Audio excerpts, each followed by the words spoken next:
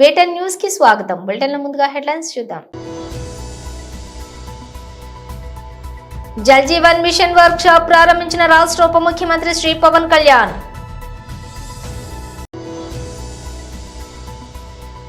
దేశ గౌరవం కోసం కాంగ్రెస్ రాజ్ భవన్ ముట్టడి, సీఎం రేవంత్ రెడ్డి నేతృత్వంలో పోరాటం.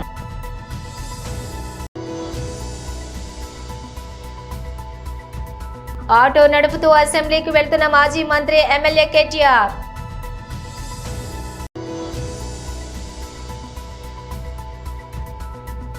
మంత్రి పొన్నం ప్రభాకర్ రవాణా మరియు బీసీ సంక్షేమ శాఖ. Jal Jeevan mission workshop ప్రారంభించిన రాష్ట్ర ఉప ముఖ్యమంత్రి శ్రీ పవన్ కళ్యాణ్. ఈ state level work shop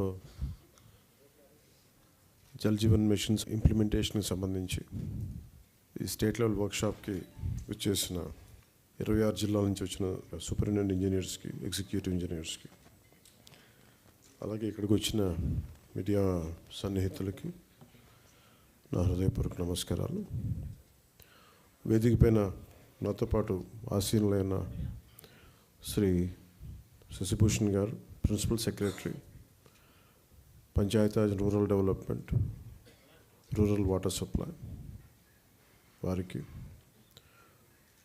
Shri Krishna Teja గారికి, commissioner Panchayati Raj and rural development, Sanjeev Reddy గారికి, engineer in chief rural water supply, Venkateswara Rao గారికి, engineer in chief water resources, అలాగే హరిప్రసాద్ గారికి, గౌరవ ఎమ్మెల్సీ శాసనమండలి సభ్యులకి నా హృదయపూర్వక నమస్కారాలు.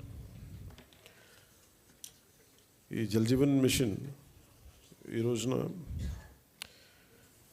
ఒక 2019 ఆగస్టులో ప్రారంభమైంది. 2024కి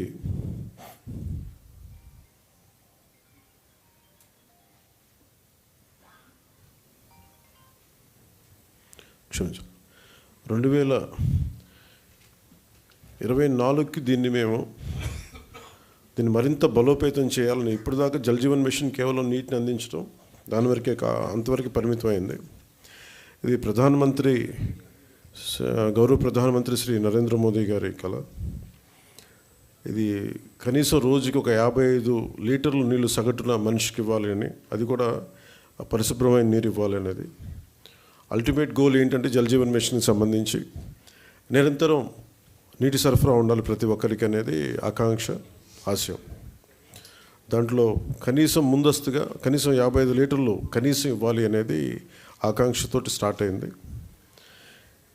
ఇప్పుడు ఈ అమృతధార ఈ వర్క్షాప్ని ఎందుకు అమృతధార అని పెట్టాము Jal Jeevan mission revamp program కింద అనుకుంటే, ఒకటి ఉన్న నీటి వనరులని బలోపేతం చేయటం, అలాగే maintenance of existing schemes, already ఉన్న వాటర్ స్కీమ్స్ అన్నిటినీ వాటి మెయింటెనెన్స్ ఎలా ఉన్నాయి ఏంటి అనేది, అలాగే వాటర్ కన్జర్వేషన్ కూడా ఎంత కీలకమో. దీన్ని జల్ జీవన్ మిషన్లో లేదు, కానీ ఇది మనం తీసుకున్న తర్వాత కొత్త ప్రభుత్వం ఎన్డీఏ ప్రభుత్వం వచ్చిన తర్వాత మనం తీసుకునేవి వాటర్ కన్జర్వేషన్ కూడా చాలా కీలకమైంది. అలాగే ట్రైనింగ్ అండ్ కెపాసిటీ, ఒకటికి ఉద్యోగస్తులకే కాకుండా ప్రజలను కూడా దీంట్లో భాగస్వామ్యం చేయాలనేదే ఒకటి. అలాగే దీంట్లో ఈ ఐటీ సిస్టమ్స్ ద్వారా దీన్ని మనం స్ట్రీమ్లైన్ ఆపరేట్ చేసే విధానం, అలాగే గ్రీవెన్స్ రిడ్రెసల్, ఏమైతే నీటి సరఫరాలు ఇబ్బందులు ఏమున్నాయో రిపీటెడ్గా వచ్చే అవుట్ ఆఫ్ మెయింటెనెన్స్, వాటికి కూడా ఒక విధి విధానాలని రూపొందించడం, అది దీనికి సంబంధించి ఈ అమృతధార సంబంధించింది. దేశ గౌరవం కోసం కాంగ్రెస్ రాజ్ భవన్ ముట్టడి, సీఎం రేవంత్ రెడ్డి నేతృత్వంలో పోరాటం.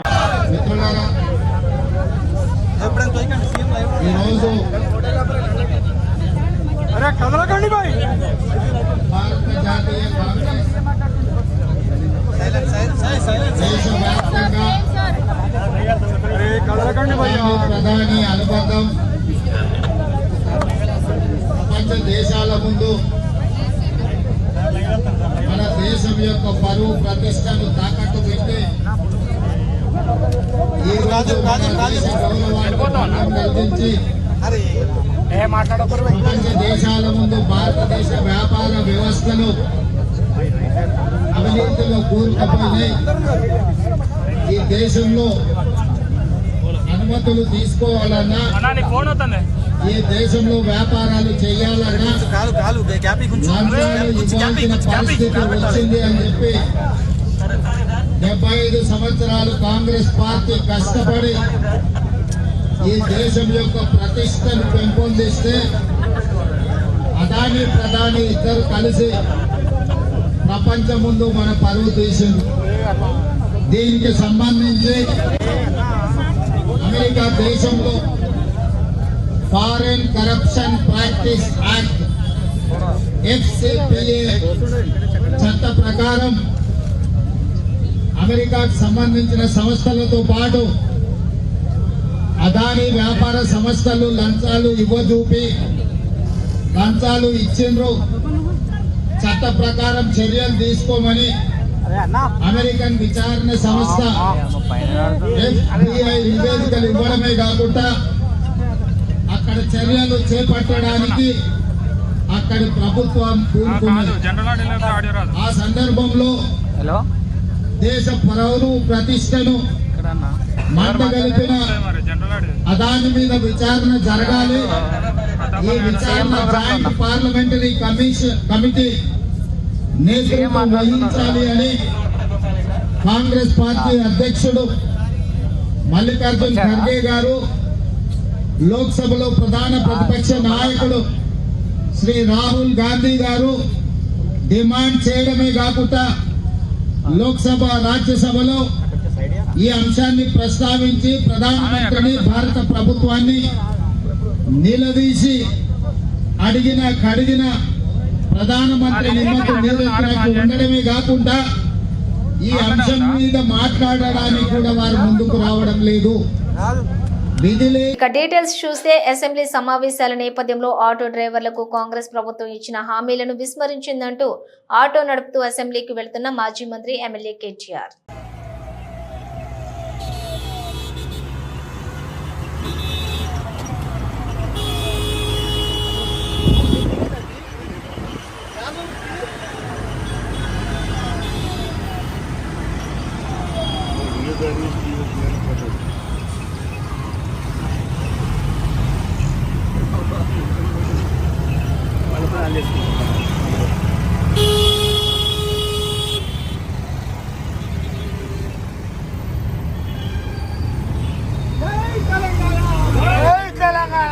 మంత్రి పొన్నం ప్రభాకర్ రవాణా మరియు బీసీ సంక్షేమ శాఖ బీఆర్ఎస్ పార్టీ ఆటో కార్మికులపైన ముసలి కన్నీరు కారుస్తోంది. ఆటో కార్మికులపై మీకు చిత్తశుద్ధి ఉంటే మీ ప్రభుత్వం ఉన్న 10 సంవత్సరాల్లో వారి సంక్షేమం కోసం తీసుకున్న చర్యలు ఏంటి చెప్పాలి. మెట్రో వస్తే ఇతర వాటిపై ప్రభావం పడిందని, మహిళలకు ఉచిత ప్రయాణం ఇస్తే ఆటోలపై ప్రభావం పడిందని ఆరోపణలు తప్పు. బస్సు ప్రయాణికుల ఇంటికి వెళ్లడం లేదు. గతంలో లాగానే బస్సు స్టాండ్ బస్ స్టాండ్ నుంచి పోతోంది. ప్రజల ఇంటి దగ్గర నుండి బస్ స్టాండ్కి వెళ్లడానికి ఆటోలను వాడుతున్నారు. ఎన్నికలలో ఆటో కార్మికులకు 12,000 సంవత్సరానికి ఇస్తామని అన్నాం. మే నిర్వాహకం వల్ల ఆర్థిక సంక్షోభం వల్ల ఈ సంవత్సరం ఇవ్వలేకపోయాం. భవిష్యత్తులో ఆటో కార్మికులను ఆదుకునే బాధ్యత మా ప్రభుత్వానికి ఉంది. ఆటో కార్మికులు వేసుకునే డ్రెస్సులు వేసుకోవడం, నిన్న బేడీలు వేసుకునే వేషాలు వేయటం రాజకీయ డ్రామా. అటువంటివి చేయకండి. మీకేమైనా చిత్తశుద్ధి ఉంటే ఏనాడైనా రవాణా శాఖ మంత్రికి ఆటో కార్మికుల సమస్యలపై రీప్రజెంటేషన్ చేశారా? రాజకీయాల కోసం నిరసనలు చెప్పడం కోసం ప్రజాస్వామికంగా ఆటో కార్మికులను తీసుకుని రండి. ఆటో కార్మికుల సమస్యలపై చర్చిద్దాం. డ్రెస్సులు వేసుకొని ఇతరత్ర ఏదో ఇటువంటి వేషాలు వేసేటువంటి ప్రయత్నం, నిన్న బేడీలు వేసుకొని ఇటువంటి చేయడం అనేటువంటిది పొలిటికల్ డ్రామా. అటువంటి చేయకండి. నిజంగా మీరు ఏమైనా చిత్తశుద్ధి ఉంటే నేను అడుగుతా ఉన్న టీఆర్ఎస్ రిజిస్ట్రేటర్ పార్టీ కావచ్చు, టీఆర్ఎస్ పొలిటికల్ పార్టీ ఎన్నడైనా ట్రాన్స్పోర్ట్ మినిస్టర్కు ఆటో కార్మికుల మీద ఈ డెమోక్రసీలో ఈ సమస్యలు నేను రిప్రజెంటేషన్ చేసిరా? వెనుకటి కూడా సామధాన భేద దండ అంటారు. అవేం లేకుండా మీరు కనీసం రిప్రజెంటేషన్ కూడా చేయకుండా మీరు అటుగా ప్రొటెస్ట్కి వెళ్ళిపోతే మేము అనేక సందర్భాలు ఆటో కార్మికులతో సమావేశాలు పెట్టినాం. రండి, ఆటో ప్రతినిధులు తీసుకొని బరాబర్గా డెమోక్రటిక్గా మా ఆఫీసులో కూర్చొని మాట్లాడదాం. అంతేగాని ఇటువంటి వాళ్ళ పేరు మీద మీరు పొలిటికల్ ప్రోగ్రాం తీసుకునేటువంటి ప్రయత్నం చేస్తే ఇది మంచిది కాదు సమాజానికని మనం చేస్తాము. కేటీఆర్ వ్యాఖ్యలపై భువనగిరి ఎంపీ చామల కిరణ్ కుమార్ రెడ్డి కామెంట్స్. కేటీఆర్ నన్ను ఎప్పుడు అరెస్ట్ చేస్తారని ఎదురు చూస్తున్నాడు. ఆయనకు అరెస్టు కావాలనే ఇంట్రెస్టింగ్ ఎక్కువ ఉన్నట్టుంది. ప్రతిసారి ప్రభుత్వాన్ని ఛాలెంజ్ చేస్తున్నాడు. ప్రతి విషయంలో గవర్నమెంట్ కి వ్యతిరేకంగా మాట్లాడుతున్నాడు. అరెస్ట్ అయ్యి కొత్త ట్రెండింగ్ లోకి రావాలని కేటీఆర్ భావిస్తున్నట్లు ఉన్నాడు. గవర్నమెంట్ మీద విష ప్రచారం చేస్తూ కేసులు పెట్టించుకోవాలనే భావన కేటీఆర్ ఉన్నారు. ఎవరైతే అరెస్ట్ అవుతారో వాళ్ళు రానున్న రోజులలో వాళ్ళకి మంచి రాజకీయ భవిష్యత్తు ఉంటుందన్న ఆలోచనతోటి ప్రతిసారి అంటే మీరైనా మీ కార్యకర్తలైనా మీ నాయకులైనా రెచ్చగొట్టే విధంగా గవర్నమెంట్ ని తప్పు చూపిస్తూ గవర్నమెంట్ విష ప్రచారం చేస్తూ కేసులు పెట్టించుకోవాలన్న ప్రయత్నం చేస్తున్నారు. ఇప్పుడు కూడా నేను అరెస్ట్ కావడానికి సిద్ధంగా ఉన్నా, నన్ను అరెస్ట్ చేయడం అని చెప్పడాన్నే చూస్తున్నారు తెలంగాణ ప్రజలు. మీకు అరెస్ట్ కావాలన్న ఇంట్రెస్టే ఎక్కువ ఉన్నట్టుంది. మీకు రాజకీయాలలో మీరు మాట్లాడేది తప్పని, మీరు మాట్లాడొద్దని కూడా తెలియకుండా మీరు. శాసన మండలిలో మినిస్టర్ కొండా సురేఖ ప్రసంగం. ధూపదీప నైవేద్య కార్యక్రమం మొదలుపెట్టింది కాంగ్రెస్ ప్రభుత్వమే. నెలకు 4,000 ధూపదీప నైవేద్యం కోసం. అర్చకుల గౌరవ వేతనం 6,000, మొత్తం 10,000 ఇస్తున్నాం. ధూపదీప నైవేద్యం కోసం 10 ఏళ్ల కాలంలో అధికారంలో ఉన్న బీఆర్ఎస్ చేసిందేమీ లేదు. వైఎస్ హయాంలో 2,500 ధూపదీప నైవేద్యం కింద 1,205 దేవాలయాలను గుర్తించాం. 2015 వరకు కొనసాగించారు. ఆ తర్వాత గత ప్రభుత్వం 6,000కు పెంచింది. 2023లో 10,000కు పెంచింది. అప్పుడు గత ప్రభుత్వం ఆలోచన చేయలేదు. గత ఏడు పెంచారు కాబట్టి పెంపు ఆలోచనపై సమాలోచనలు చేయాల్సి ఉంది. అర్చకులకు సంక్షేమం కోసం ప్రభుత్వం కట్టుబడి ఉంది. వారి సమస్యలపై ప్రభుత్వం సానుకూలంగా ఉంది. దాదాపుగా 6,541 దేవాలయాలకు ప్రతి నెల 6,27,10,000 పారితోషికం చెల్లిస్తున్నాం. సంవత్సరానికి 75 కోట్లు చెల్లిస్తున్నాం. 73.22 కోట్ల బడ్జెట్ కేటాయించి మంజూరు చేశాం. 62.69 కోట్లు ఖర్చు కూడా చేశాం. ధూపదీప నైవేద్యం కింద రాని దేవాలయాలకు నోటిఫికేషన్లు కూడా విడుదల చేశాం. అర్హత ఉన్నటువంటి దేవాలయాలకు దేవాదాయ శాఖ పరిధిలోకి తీసుకుంటాం. అన్యాక్రాంతమైనటువంటి భూములపై ప్రతి జిల్లాలోని దేవాలయాల భూములపై సర్వే చేయాలని ఇప్పటికే ఆదేశించాం. భూములు అన్యాక్రాంతం కాకుండా చర్యలు చేపడుతున్నాం. ప్రవర్తికు దగ్గరగా ఉన్నటువంటి భూముల్లో సోలార్ ప్లాంట్లను, దూరంగా ఉన్నటువంటి భూముల్లో పామాయిల్ సాగు చేయబోతున్నాం.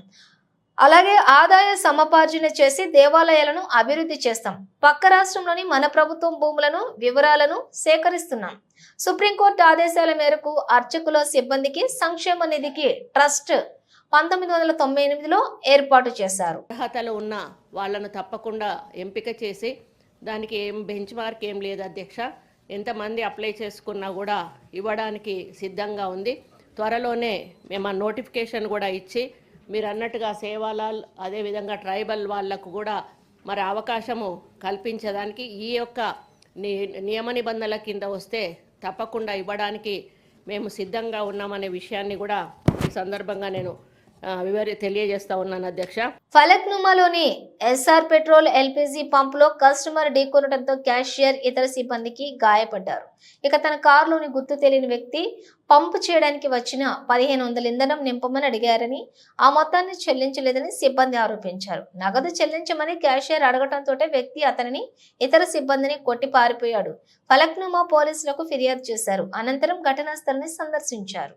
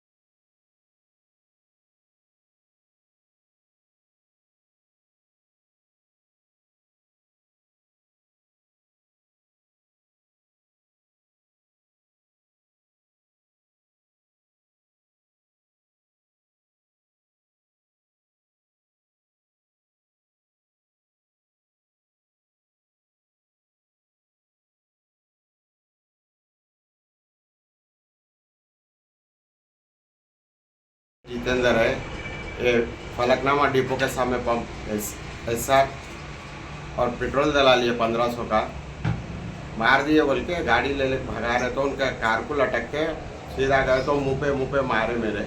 आप क्या काम करते? पेट्रोल डालते, कैशियर है आप? कैशियर पेट्रोल दोनों भी, और गाड़ी से पूरा ढकल दिए मार के। कौन सी गाड़ी थी? i20 होंडा है। कितने जने थे वो लोग? 4 जने थे। कितने का पेट्रोल डाले? 1500 का। पैसे दिए नहीं दिए? पैसे नहीं दिए, पेटीएम कर रहा हूँ बोल के डला लिए, पेटीएम नहीं करे, हो गया बोल के कार निकाल रहे तो उसके गला पकड़ लेके वैसे गया। कहाँ तक गए? ये ब्रिज के ऊपर तक पूरा। तो आप कुछ मार वार लगा? हाँ, ये पैर को पूरा चलने नहीं आ रहा। और क्या लगा? ये पूरा ये सर को लग गया, इधर पूरा हाथ को दीवार घसड़े गया पूरा।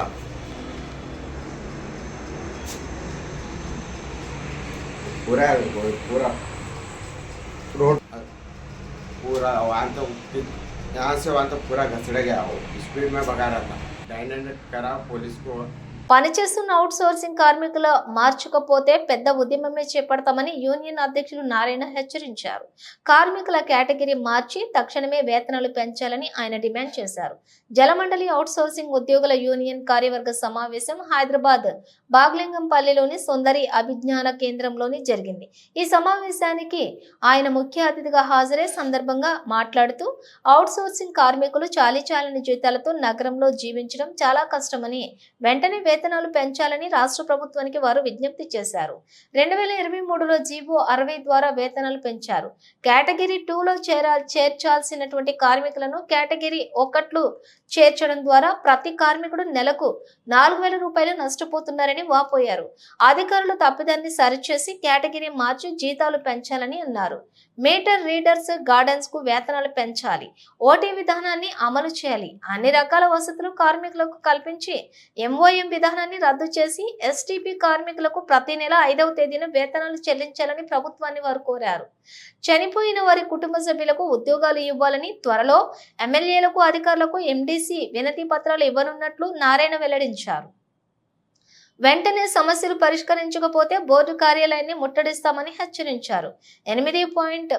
ఇందిరమ్మ ఇండ్లలో మొదటి ప్రాధాన్యత ఎరుకల కులస్తులకు ఇవ్వాలని తెలంగాణ ఎరుకల ప్రజాసమితి పక్షాన మేము డిమాండ్ చేస్తున్నాము. అదేవిధంగా ఏదైతే 90% జనాభా ఎరుకల కులస్తులు కేవలం పందుల పెంపుకొని జీవిస్తున్నారు. వారికి జీవనోపాధిని గడపాలంటే ప్రతి ఒక్క ఎరుకల కుటుంబానికి 5 గుంటల స్థలం కేటాయించాలని తెలంగాణ ఎరుకల ప్రజాసమితి పక్షాన డిమాండ్ చేస్తున్నాము. ఈరోజు రాష్ట్రంలో ఉన్న ఎరుకల జాతి ఏకమై రాష్ట్ర కార్పొరేషన్ కోసము, ఏకలవ్య నాంచారమ్మ గుళ్ళ కోసము, ఏకలవ్య విగ్రహాల కోసము తెలంగాణ ఎరుకల ప్రజాసమితి పక్షాన పోరాడడానికి సిద్ధంగా ఉన్నాము. ఈరోజు రేవంత్ రెడ్డి గారి ప్రభుత్వము కేవలము ఓటు బ్యాంకు వాడుకొని ఎరుకల కులస్తుల గురించి మాట్లాడలేని పరిస్థితి ఉన్నది. మేము ఓటు బ్యాంకుగా ఉన్నాము. జన సమీకరణలో కూడా మమ్మల్ని తక్కువగా చూపెట్టి మా అభివృద్ధికి నోచుకోలేని పరిస్థితి ఉంది. రేవంత్ రెడ్డి గారు ప్రత్యక్షంగా ఎరుకల జాతి పైన మీకు చిత్తశుద్ధి ఉన్నట్టయితే మా కులస్తుల గురించి ఆలోచించాల్సిన అవసరం ఉంది. మీరు నోరు తెరవాల్సిన 55,000 ఫీజు కడితే మమ్మల్ని ఎగ్జామ్ లో కూర్చొనిస్తాం, లేకుంటే ఫీజు కట్టని ఎడల కూర్చొనివ్వమని అంటున్నారు. అందుకే మేము ధర్నా చేస్తున్నాం. మమ్మల్ని ఎగ్జామ్ కొరకు అలో చేయండి, ఎగ్జామ్ ఫీజు కట్టనివ్వండి, లేకుంటే మా సంవత్సరం అంతా వేస్ట్ అయిపోతుంది. స్టూడెంట్స్ ఇక్కడ చాలా మంది పేద విద్యార్థులు జయా, జొమాటో, స్విగ్గీలో పనిచేసి మరీ చదువుకుంటున్నారు.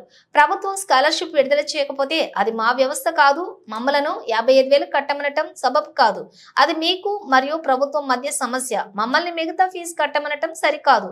అందుకే మేము ధర్నా చేస్తున్నాం. ఇదే విషయం చాంద్రేణిగుట్ట ఎమ్మెల్యే అక్బరుద్దీన్ అసెంబ్లీ ఎత్తితే గత ప్రభుత్వం కేసీఆర్ ఉండే ఆయనను అడగండి అని అన్నారు.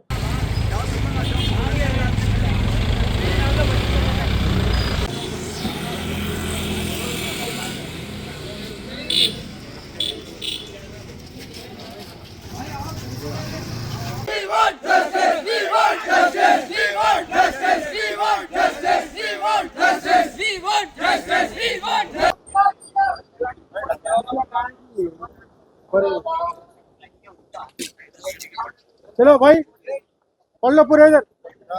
We want justice! We want justice! We want justice! We want justice! We want justice!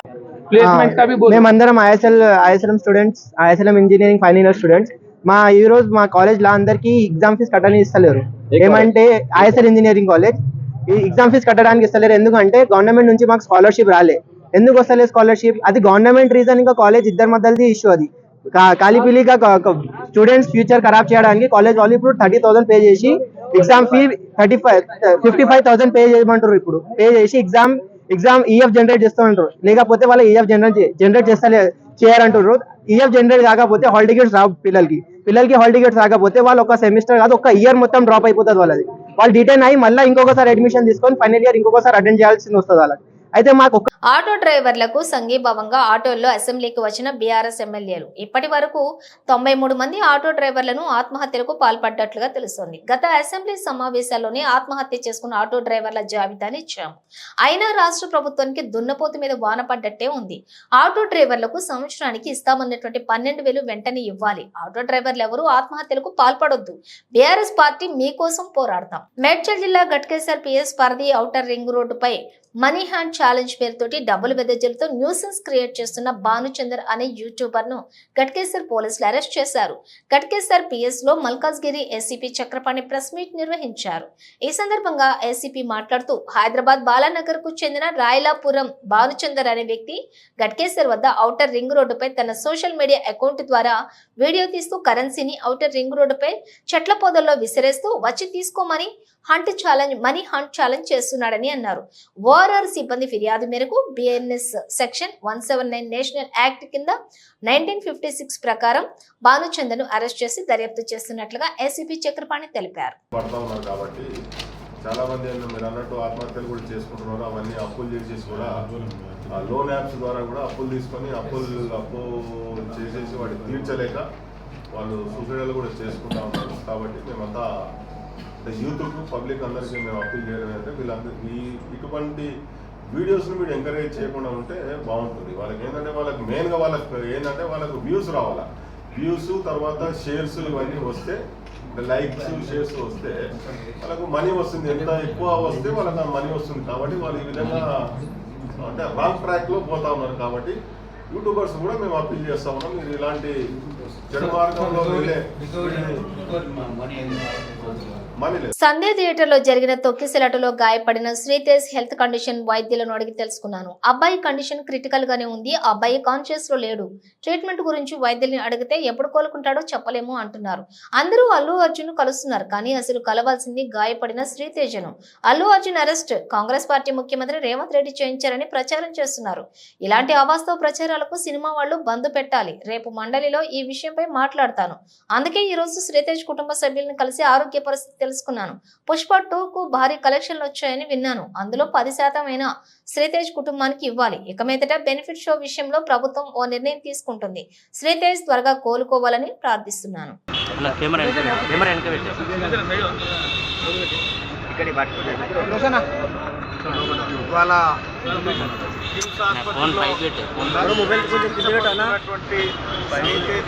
అబ్బాయి ఎవరైతే ఉన్నారో సినిమా చూడడానికి వెళ్ళి తొక్కిసలాటలో గాయపడ్డటువంటి శ్రీతేజ్ అనేటువంటి అబ్బాయిని పరామర్శించడానికి రావడం జరిగింది. అయితే తర్వాత అబ్బాయి పరిస్థితి చూస్తే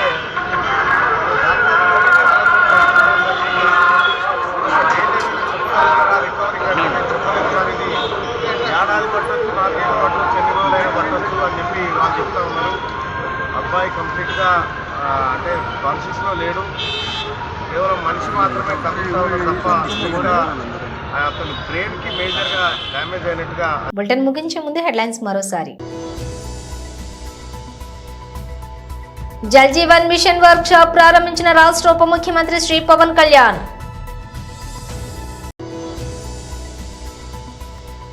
దేశ గౌరవం కోసం కాంగ్రెస్ రాజ్ భవన్ ముట్టడి, సీఎం రేవంత్ రెడ్డి నేతృత్వంలో పోరాటం.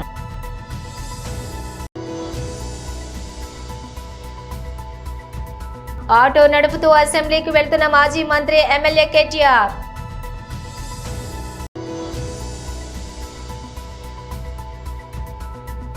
మంత్రి పొన్నం ప్రభాకర్ రవాణా మరియు బీసీ సంక్షేమ శాఖ. ఇవి బులెటిన్ విశేషాలు. మరో బులెటిన్తో మళ్ళీ కలుద్దాం.